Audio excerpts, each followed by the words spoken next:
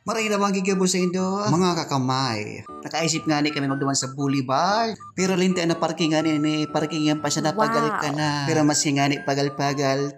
First time kita, mas anong kapagalan, sige lang. Uni nga ni digdi natatanaw ko na ang magayuno na building. Uwing ka po si Kuya Michael, yung sa Kuya model. Pero dahil nga ni first time ta, uni baga, sige ko sa nang puro video, tanali-nali pa. Pero dahil siya nagpalata. Pero ma-amaze ka talaga. O nga ng barkada ko, tigpatindog ko, tas sabi ko, bro, videoan ka. Sige, magtalibong ka dyan. Kung anong gusto mo, sige lang. Yan, magpuso-puso ka. Yan. Pero dahil ka man ikatigoot to, nga ni nailing ko, medyo familiar ini, duman sa may dimension. Pero duroda ko la ini. Bagay, nasa law na kami, sige kasi manilakaw-lakaw, iling-iling sa gilid, duman sa inutan, pati sa taas. Sabi nga ni kang kaiba ko, garo nga ini sir, New York. Sabi ka man, mo ako pagaputan, taday pa man ako nakaduman. Digdi o, ngarak nga ako nako. Tas sabi ni Sir Charles sa mga first time digdi da maglao. Pagiling nga ako paga virginity store. Kuya Chad, mo na pagotron, daing benta. Digdi mo mailan ako lao na shower. Pwede ka magkurukari, gusto mo stahaw. Pero di ka sa padago, patalatigo ka. Dito lang ko lako mailing mo din ang track and field. Pwede ka rin magdalagan, pero di sa premyo. Mapapabilib ka talaga digdi sa lugar na ini. Tadakulong kamay, ili nakakaiba.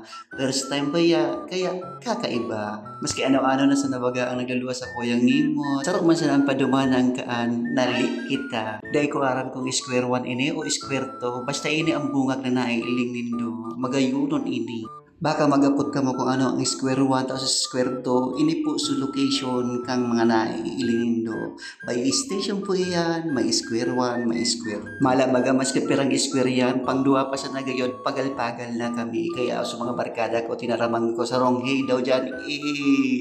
Gusto ko duman sa may mga rice, kaso mahal sa entrance, 40 real. Day pa kaya. Wala pa kami sweldo, kaya tiyaga-tiyaga sa magayuno na ning sir. Garo aldaw, ili nga ba yao, garo nagkurok kalayo. Magayon ang pagkadalay ka rin backdraft na ni, garo nang gadto na, ili nga ba yao. Uni pala mga kaibanan ko niya, ulit ni security charge, duwang foreigner.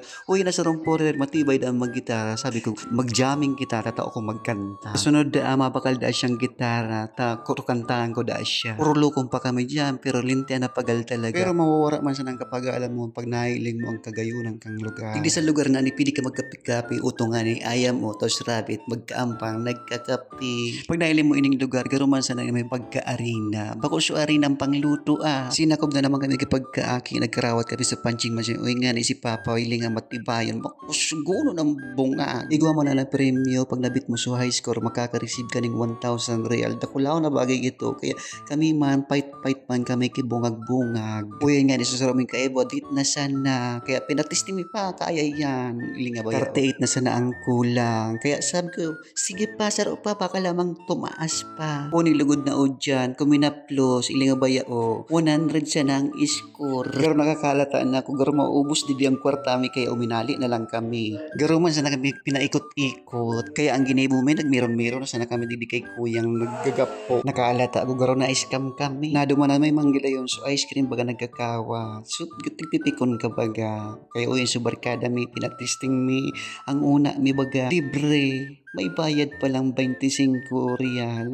Bako? Na problema si barkada. Pero syempre wala ka na makikinibo. Kaya bayadan na sana. Kaya inaragdami na sana sa kaiba may. Sabi ko maguruli na sana kita. Tagaruduro di malas ko niya nabanggi. Baka mataya ko pa ining pamasahe. Wala na kita. Pamasahin pa uli. Pero maski nga ni arog ka na nangyari sa muya, magayuno yung experience para sa mo. Magiging aware na kami sa susunod na pagdigdimi. Kaya ngunyan, salamat sa pag-iba. Mga kakamay, salamat sa pagsuporta.